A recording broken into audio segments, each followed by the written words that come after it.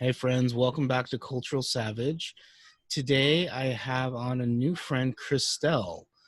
Christelle is a single mom of 3 boys, though 2 of them are men. One of them is 14.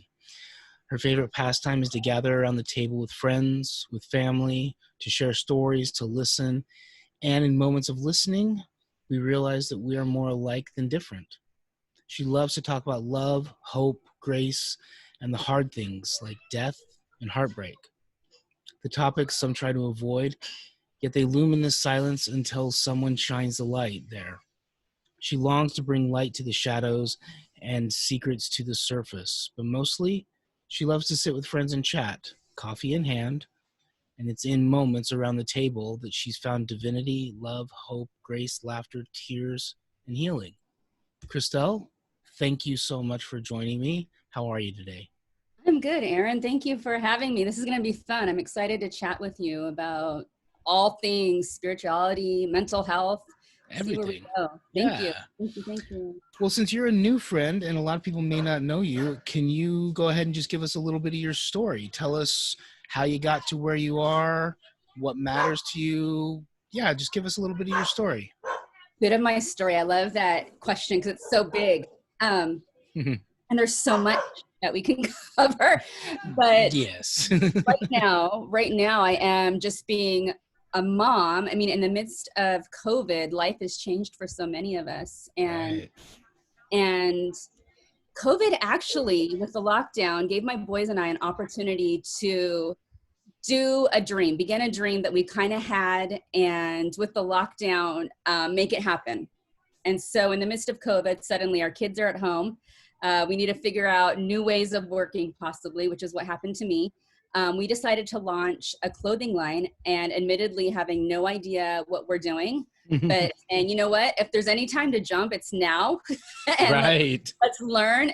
And even if we fail, at least we've learned something. So that's kind of what I'm doing right now. I'm also beginning to finally tell my story. I've spent the last 3 years healing from an abusive situation. My boys and I left a 20-year abusive relationship. My ex was narcissistically abusive. And finally, 3 years ago, we left. And I've been healing, going through trauma therapy, which has been extremely helpful. Yeah. It's something I highly suggest because it's something I knew I needed, because trauma therapy can also help with some other issues or challenges, I should say. I had already been diagnosed with ADHD before I got diagnosed with CPTSD. Okay. And I'm highly sensitive. So, Right. All that together. Yes. Bam. So the past 3 years, we've been working on healing, and part of my story is leaving that abusive relationship that did occur within the ministry. And so what I'm wanting to get out there in the story I'm wanting to tell is, you know what, a lot of times things are happening behind closed doors, and they're able to continue because we're not talking about them, or it's dangerous to talk about them. When we're in the midst of traumatic situations or abuse, it's always not safe to talk about the abuse. Now I'm in a situation where I can talk about abuse and hopefully bring a voice to it, and hopefully kind of explain what it looks like. And because I'm in the middle of trauma therapy, I feel like I'm able to do it from more of a healed place. Hi! Kids are awesome. Yeah, my kid is saying hi. I was going to say hi. I'm like, did you want? And I have a Perry shirt. He does have a Perry shirt.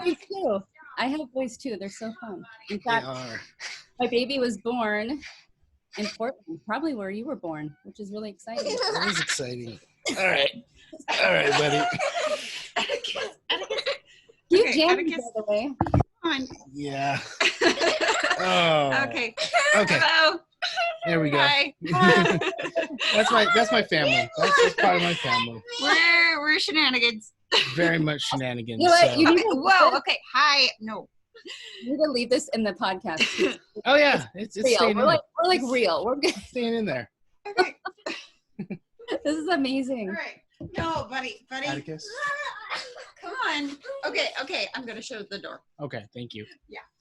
All right, so now back to the serious topic you were talking about. Okay, remember I'm ADHD. I don't know where I left off. That's okay. No, you were talking about how a lot of people that are in abuse can't necessarily talk about abuse. Yeah. And I think there's a couple of reasons for that. One, because they can't, like physically the situation will not let them. But two, what do you think about the idea of somebody doesn't know it's abuse? Oh my gosh, yes. Thank you for pointing that out and reminding me. I didn't even know I was being abused until the end.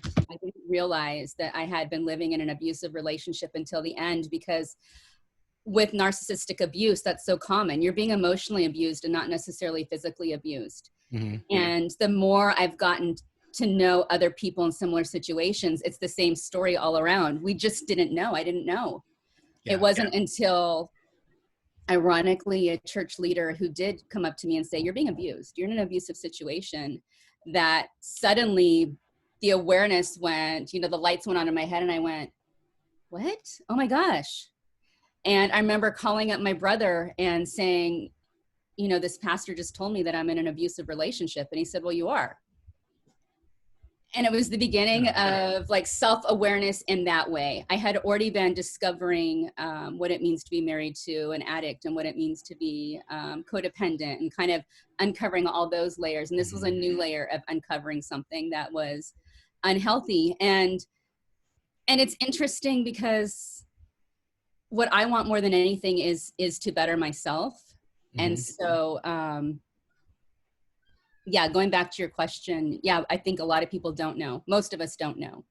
And that's common. I would also extend that to trauma in general, like little t traumas. Yeah. It's something that I'm working on with my therapist now, is accepting that my history has little t traumas in it. Because it's so hard to call it trauma, because it's what you know. And it's like you said, like you didn't know that you were in an abusive relationship because it was the relationship you knew. Mm-hmm. And you just kind of stay there. But everybody outside looking in is like, hey, red flags. But you don't see it because you are enmeshed in it. Mm-hmm. So let me ask you this. You said it was a ministry leader. Mm-hmm.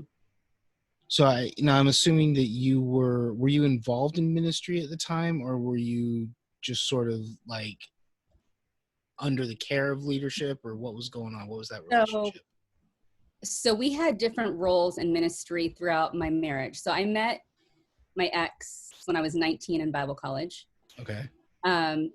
In my 20s, I worked at a church and I was in ministry in various capacities, same church the entire time. And I was a women's ministries leader for both my church and the region of that particular denomination. Okay. And then I was a ministry assistant for all the ministries. It was a bigger church, so kind of assisted different pastors there, while my ex worked at a Christian school. Okay.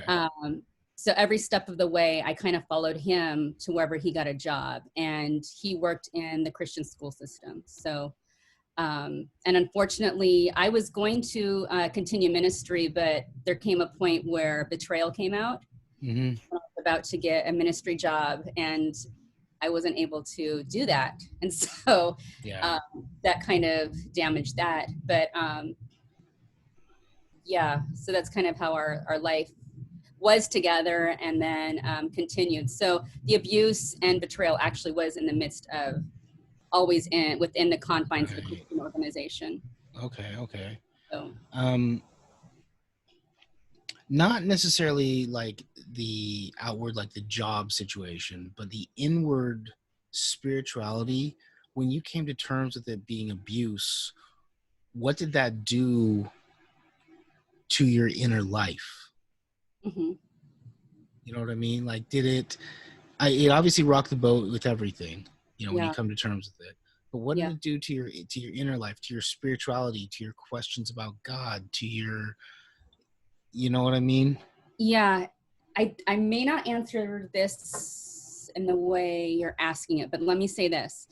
A very strange thing happened with my relationship, spiritually and with my ex. And it was almost as my marriage was deconstructing and dying out, my spirituality was also deconstructing. I was learning God in a whole new way. And that went from deconstructing to reconstructing, I think. Right. And so the God I knew from my childhood and then from Bible college and in my past is not the God that I now know today, if that makes sense. And it's this really weird parallel of, it just happened to kind of follow the same pattern as my marriage fizzled out, which is really strange. And to go backwards, I met my ex in Bible college, and he was a missionary kid, preacher kid. And when you're under like the umbrella of that, and oftentimes within evangelical circles, there's a lot of shame and guilt carried with however you live your life. And there's masks that are put on about we have to hide and protect whatever unhealthy habit is taking place. And unfortunately, his parents often wanted to protect those unhealthy habits. And I think something that I learned in the midst of all of this is, or it's just something that came about, is like, I refuse to wear a mask. Look, I am who I am. I'm imperfect. I cuss, whatever that means. I mean, I've done things that don't follow under traditional evangelical Christianity. Right. So I don't know if that answers your question. And No, it totally does. It totally does. And I understand deconstruction. I've gone through my own reconstruction, and it still is sort of an ebb and flow of certain days I wake up and I'm like, I don't know if I believe in God. Other days I wake up and I'm like, oh, hallelujah, here we go. Like it's still in flux and moving. And I don't think our spirituality ever, I don't think it ever stops changing if it's healthy. Yeah. And I think that our life circumstances, that's the whole, one of the ideas behind spirituality of being human. Our life circumstances affect our spirituality. You know what I mean? Yeah. Now, you said you were diagnosed with CPTSD and you're going into trauma therapy. Now, I'm just curious. You don't have to answer, but I'm just curious. Are you doing EMDR? Yes, I am. Yeah. Oh, okay. Yeah. In fact, okay, so when I first went to trauma therapy, I found a therapist that was near me, and I did hypnotherapy. And I think it probably took me to a certain place of healing, but it wasn't what I needed. Right. And I knew, interestingly enough, once lockdown hit, I started sinking again. And I think anyone with mental health challenges understand that. Like, I know what sinking means. Like, I'm going to that dark place again. Yeah. And I remember telling myself, I do not have time for this. I cannot do that, because if I allow myself to sink, I end up in bed for weeks and I cannot get out and I cannot open the door. And so I just knew, like, I have to get help. And I already knew I had CPTSD before I got diagnosed. I knew I had trauma. I had been diagnosed with PTSD. But how many of us kind of have to self-diagnose until we actually get the diagnosis, right? Yeah. So I had been kind of watching a trauma therapist online, really good guy who is actually a therapist for several people I know now, and they strongly suggested him. And it's so important for me in the midst of trauma to have someone I trust. So I kind of watched him online for a little bit, and finally was like, okay, I reached out to him, and he began, I do EMDR and I also do IFS, which is internal family systems. Right. Yeah. And so I do both, and then I do something else. Oh, sorry, Mike. I don't remember what it is. I don't remember what it's called, but it's really good. It's along the lines of IFS, where you pay attention to what your feelings are telling you. And you let your body tell you where the trauma is. Oh, yeah. I walked you through that, but I can't remember the name. I don't remember the name either, but I totally know that practice. It's, my therapist and I are actually getting into that practice of like, where are you feeling this feeling? Yeah. And what does that mean? in your body with like emotions or feedback, right? So you're Yeah, feeling this stuff, it brings up an emotion. What's it telling you? Yeah, exactly. yeah, no, I think that's, yeah, fantastic. Exactly. I'm so glad that you are in a therapy that's working for you. So Um, the EMDR has actually been life changing. I mean, the breakthrough I've had, and I'm totally mhm. using Shanice right now, I think, but the breakthrough that I've had, it has been unbelievable because again, I grew up evangelical where I was told like therapy, don't even go. You just need the joy of the Lord. You just need God to Yeah. heal. And to go through this has been life changing. I mean, every time I just go into a place that needed healing and bam, it's gone in one session. Um, Wow. and I know that's not always the case for everyone. So I don't want to mislead anyone who has trauma therapy and EMDR. It might not always be you get one session and bam, it's gone. I just have Right. a lot of sessions to go into and a lot of places to go back into and heal. Hmm.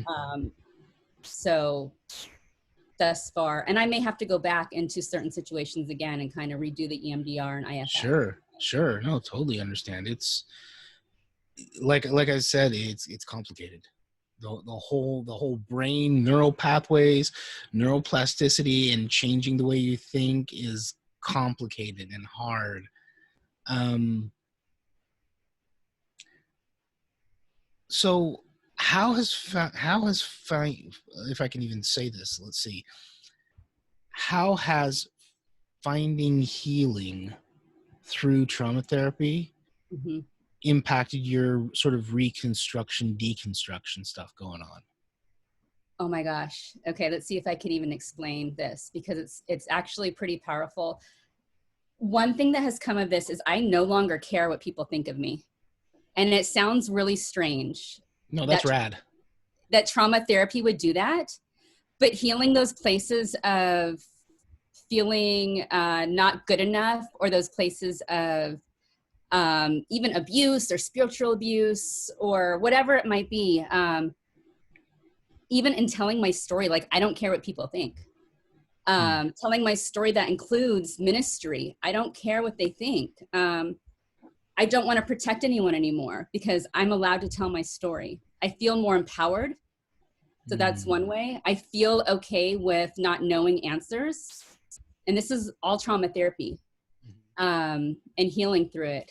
I'm okay with asking questions and knowing there may not be an answer. Um, and again, I'm okay with not knowing. Like I have a peace with not knowing, and I didn't used to have that. Um, Right, because in evangelical circles, they tell you like you're basically saved by doctrine. So you have to know your doctrine. You there's no loopholes, there's no holes, there's no dangly bits. It fits in your box, and this is what it is. Even things that are supposed to be like the mystery of God, they still fit nicely into the box, and you don't open the box, you just leave it and you accept it and you right? walk and yeah. So I think Yeah. that's great. Can you give me an example of something like a question that comes up that doesn't have an answer? That's a good question. Um, who is God? Ooh. Who is God? Because gosh, God can be something different for everybody. And what does that mean? And is that okay? Yeah. Do we know? Yeah. I love the tradition in it's around Christian mysticism, and I forget what it's called. It starts with an A, but I can never pronounce it. But it's basically saying the only things that we know about God are everything that we cannot say about God. Mm, Everything that we say about God is not God. So yeah. therefore, as we talk around the negative space, Mm, has to be what God is. I that's love, and that reminds me of what you were just saying, just that whole like, we don't know, but we still can engage. mm. I think that's huge. I love that you found that through healing. And another question would be, what is truth? And is there truth? Is there absolute truth? Can truth be ever changing? Yeah. Do we know? I mean, because again, we're raised, this is truth. Yeah. What if truth is ever changing? And truth is only as it is in this moment right now, but it's going to be something different tomorrow as I know it tomorrow. Right. What if we just don't know? Those are great questions. We could spend hours talking about this stuff. This is great. This is great. I love the questions. I love the conversation that revolves around questions. I love the not knowing and getting excited about not knowing, like, oh my gosh, we don't know. And this is cool because we can discover in the not knowing. Mm-hmm. And that's new for me. So, and it brings freedom. Like there's no heaviness to that. Okay. Say more about that. What do you mean there's no heaviness to it? There's no heaviness to not knowing. I don't know if I can describe that. Okay, well let's take the other track. Okay. What is the heaviness of having to know? Perhaps, what if I'm wrong? Oh. Yeah. Perhaps, I mean, it's a lot of, I think the fear-based theology is in that, perhaps. I mean, we're going backwards here and there's so much heaviness to fear-based theology. I mean, even in talking about it, like suddenly that's like, Yeah. You know sucks what the life out of the room. There it is. Right? You can't even describe it. And suddenly you go into the, what if the divine is so big that we don't have to know? And it's like, wait a minute, that's freedom. Now I feel free in talking about that. And if we go backwards in like going to hell and fire and brimstone, Right. so heavy, and that theology and doctrine is so heavy. And I don't know, there's just freedom in not knowing, and there's freedom in the questions, and there's freedom in the discussion. And in the midst of that, I feel like that feeling that we have and yet maybe can't put words to is where I found God or the divine creator. How can we put language to a creator or a divine spirit that we just can't define? Yeah. And that's kind of what you were saying about, was that before you pushed record, about the mystery of God, or was that after? I don't remember. I don't remember either. The mystery of God. It was at some point. I'm curious about, can I ask you a question? Sure. Because we're getting to know each other. I'm curious about your faith in the midst of mental health challenges and deconstruction and reconstruction. I mean, how has that? Well, okay, so I was finally diagnosed bipolar at 28. Prior to that, up until I was about 26, I'd been pretty like step and file and rank with the church in a lot of ways. I kind of had one foot out of the pews because I'm not a conformist very well, but I still was like within the boundaries of like, you're orthodox, quote unquote, so everything fits.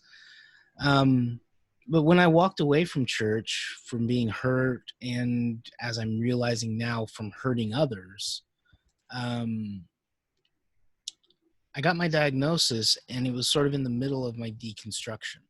I mean, I'd been deconstructing while I was in church, but there was really this sort of like extra hard shove into deconstruction land, into the wilderness. When I moved to Oregon, actually, there was sort of this shove because the community that I was going to be a part of up here didn't let me be a part, didn't let me use my gifts, didn't let me step in. Not like I'm the pastor now, but just like, how can I help? What can I do to serve? And I was there, and I was just kind of there. And once again, when I wasn't there, nobody seemed to notice. So I kind of faded out. But I couldn't let go of Jesus. Or I guess more accurately, like Jesus wouldn't let go of me. Mhm. because that's what kept coming up over and over and over, was this resurrection story. You know, the stories about how he embodied the creation story. My memories of falling in love with Jesus, just all of those things wouldn't let me go. And so my deconstruction focused around Jesus. So when mental health came into the picture, I was able to understand it in terms of physical illness and not spiritual problems. Mm. Whereas growing up, therapy was a no-no because it's a spiritual problem, so you can talk to your pastor. And psych meds are questionable because they're medication, but is it a spiritual problem that you're covering up? Mm. And you have to discern, I love that word, God. You got to discern whether it's a spiritual problem or whether it's an actual mental problem. And there was this really like big dichotomy between the physical and spiritual. I grew up in much more of a charismatic setting when I was younger. And so there was this huge, like, the spiritual is good, the flesh is bad. This, like, Gnosticism basically is what it comes down to. And so I never thought about getting help, and nobody ever thought about pointing me towards therapy or towards medicine, even Mm. though I was showing these signs and these cycles and these things that as I look back, I'm like, oh, I was living with bipolar. That makes sense now. I get why I did that.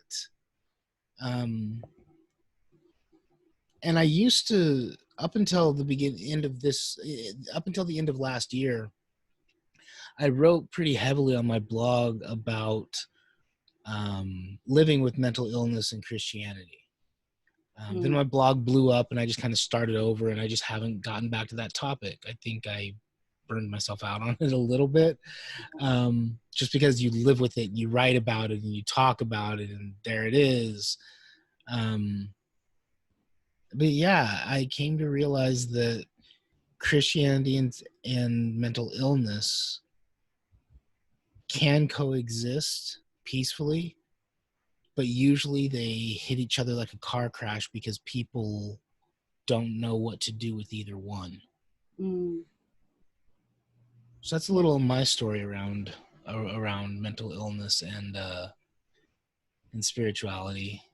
That's It's also been a challenge to learn spiritual disciplines that actually work for me. mm. You know, like spiritual practices that actually fit within the realm of, like, I've only got so many spoons today, Mm. so maybe I can't do a full on, like, quote unquote quiet time. But what Mm. does it look like to still remain actively spiritual in those times? Or when I'm sinking, what does it mean to stay connected to the divine when I'm just a fucking mess? Mm-hmm. Like, those kind of questions come up for me, and those are the things that I navigate. Those, you're reminding me of one.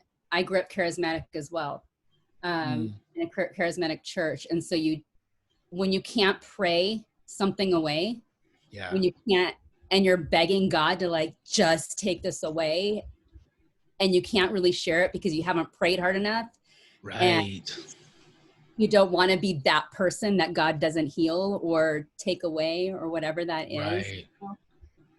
Some of what you said reminded me of that. And I remember in my situation crying out to God, like, just take this away. I can't fucking do this anymore. And like being Mhm. in that desperate moment of, you know what, on the one hand, I don't think I've ever been closer to God than in Yeah, those moments of sinking and drowning. yeah. But at some point, what I was never taught is you can take that step to get help. Hmm. And maybe God's in that as Yeah, well.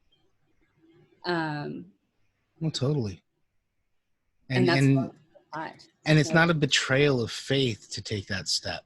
mhm. That's the other thing, that like I started out with a Christian counselor, Mm. which was actually really good because she wasn't like a quote unquote Christian counselor that was just like, just pray and you're fine. Like she was an actual therapist. She just happened to practice a Christian practice, and which was great for me because I don't think I could have handled like DBT and like mindfulness and like a little bit more that gets into some Buddhist thought. I don't think I could have handled that at 28 because where I was in my deconstruction. But now I'm realizing that all of these things, they help me see my faith and my spirituality better because I'm healthier. Mm. And you said, you know, what is truth? Maybe truth changes. Truth is something we chase. And I've always said if truth is truth, then it'll be true no matter where you find it. Mm. And I've found truth in therapy. Mm. You know what I mean? Yeah. Like that's all I can say about it is like in my therapy sessions, I find truth, and that truth, like, okay, my therapist was leaning pretty heavily on my faith last session. And we were talking about the need to conform, right? Mm-hmm.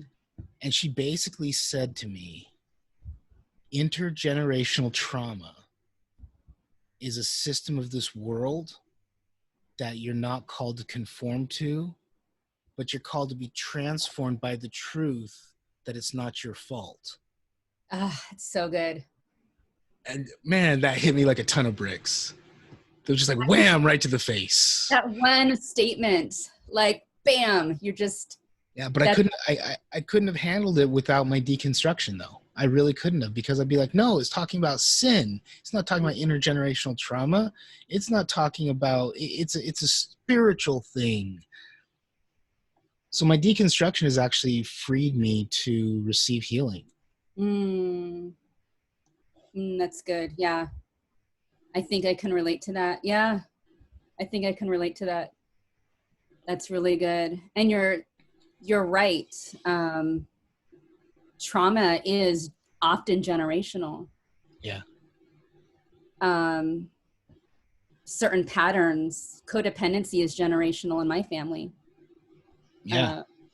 And I have been saying since I began to understand what codependency is, I think it's generational in the evangelical church. Ooh. Can you say more about that? Because that rings true to me. Yeah. But I want to hear your thoughts about that. I have so many thoughts about this. I think that this is such a this is such a big thing to talk about. We could go on and on about this. I think very unfortunately, somewhere, somehow, perhaps generations before us never fully healed from certain traumas. And somehow over time, we began to create a system of narcissistic leadership within the church that therefore coincides with codependent sheep. And I'll go back even further, however, were we taught to believe in a narcissistic God, which would automatically create codependent sheep, right? Yeah. So now we have patterns within the evangelical church that we are living as if they're healthy. And we think we're being healthy in the way we're serving and in the way we're loving. Right. Because we've been taught for generations, our duty to show love to the world is to go save them in a certain way, right? They never asked to be saved. Yeah. And we're inserting ourselves into cultures and into places that never asked us to go there. And that is codependent. I mean, that's us saying, you didn't ask for us, but I'm going to come here and I'm going to go there and tell you what you need. Yeah. That's just one of many, many, many examples. But like the selfless love that we're taught in evangelical Christianity. Yeah. Yeah, I can see that. We never learn to be codependent lovers. And that's not healthy. No, Because it's not. we're supposed to be self-sacrificing at all times, right? But at what point do we look after our own health so that we can now take care of our own children? I mean, we Right. have another example, I will say, is we have generations of people going into ministry who have believed ministry comes before family. Mm-hmm. And children are being left behind. And this isn't always the case. I mean, I don't No, want no, to nothing is always true. That's black and white thinking. Yes, not always the case, and this isn't always. And I'm throwing this out there as something I think needs to be talked about. I think this needs to be talked about. We need to deconstruct this, because the only way to heal from this and the only way to begin a new way of thinking within the church is to start talking about it and start shedding light on what this is. And so we had generations of children where parents were going into ministry, whether it was being an evangelist or missionary or a pastor, and the kids were being ignored. Mm-hmm. And, you know, I think our biggest influence has to be with our own family first. Yeah. I mean, who else who's your closer neighbor than your family? Right. You know, the language we use of loving your neighbor as yourself. If you can't love bone of your bone, flesh of your flesh, Yeah. how are you going to love somebody halfway across the world? How are you going to love the person down the street? I really think that alongside of that, that codependency and narcissism, they've warped our view of what love actually is. Like, according to like scripture, according to the Bible, according to Jesus's example, you know, love is a self-emptying, but not a self-destroying, you know? So And good. and like, yeah, there's just so much there. There's so much to unwrap there. There's so much to unwrap there. And I think if we can start having these discussions about that it's like, even though I've essentially walked away from the church that I once knew, Mm-hmm. and maybe this is a little bit of the codependent in me still, you still love that family and you Yeah. want to get healthy, right? Yeah. You know that the only way, and this is totally codependent, I'm admitting it, the only way that they can be healthy is if we start shedding the light on these things. You know, like, we have to start talking about what this even looks like, what this even means. I agree. I don't know if it's codependent or not, because there's always a love for the family of origin, even if it's just a genetic love, like in your genes, that quantum relationship that we have. There's still that care and concern and that want to see them healthy. Mm-hmm. And you're right that we can't see them healthy if we don't talk about it. And maybe the difference now is we don't have to go into the family and talk about it, but we can talk about it from over here, over there. And so, yeah. And we can point things out. And this is the hard thing, is inside of a codependent relationship, which I know very well. I have an anxious codependent attachment style. Like, this is my shit. This is what I own. This is where I'm at. Yep. So I know this really well. When somebody points out that you're in a codependent relationship, it feels like a betrayal, because you're like, no, this is my normal. This is my healthy. This is what I know. This is how I find my worth and value. So it feels like a betrayal when somebody says this is unhealthy. And so a lot of times it makes sense that the evangelical world is feeling betrayed by the people that have left and are looking back saying, there's some real unhealthy shit over here. And they feel betrayed because the evangelical sphere is still saying, no, this is my identity. you can't take this away from me, because if you do, who am I? Ah, that's so good. That's so good. And I'm just trying to help people, and I'm loving by helping. Yeah. That's so good. And I guess, yeah, that's so good.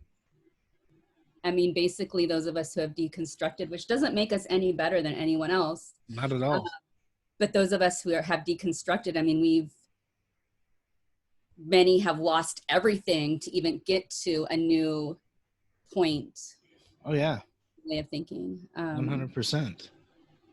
Given everything up, we've shed it. And I mean, we've gone through our own baptism, we've gone through our own death and resurrection, whatever metaphor you want to use. We've gone through our winter, and some of us are finding spring. Whatever metaphor you want to use, people have lost it, but that's not the end of the story. Mm-hmm. And I think people in the evangelical world that are really immersed in it forget that there's life on the other side of finding health. Mm-hmm. But you got to admit that something's wrong first. Yeah. You know? Yeah. So let me ask you this. In light of all of this stuff, of the codependency of the evangelical world, which I'm totally stealing. I'm going to credit you every Steal time. it. But No. that is one of the truest things I have ever heard about the evangelical world, the codependency of the evangelical world. In light of that, in light of you finding healing from trauma as you're moving through it, in light of all of this stuff, what does that do to your idea of the gospel, of what is good news from the divine to us? Love. I think it boils down to love, loving your neighbor. The good news is a community that loves, a community that is willing to learn from each other and support each other. Something really cool that came in the midst of COVID is those moments of neighbors loving each other again. And I think that's the good news. Those moments of realizing that humanity is inherently good and kind because we weren't taught that. I think that's good news when we realize, you know what, actually a good God, a God whose name is love. If God is love, if we're made in the image of love, we are also love. I think that's good news when we realize, wait a minute, I'm not an evil, horrible, despicable person. I wasn't created an evil, horrible, despicable person. I was created in the image of love. That means I'm love. That means you're love. That means the world is love. And I think that's good news. I think that's really good news. I agree. That is beautiful. I love that. The whole idea of the Imago Dei being love. And when we practice love, we are embodying that.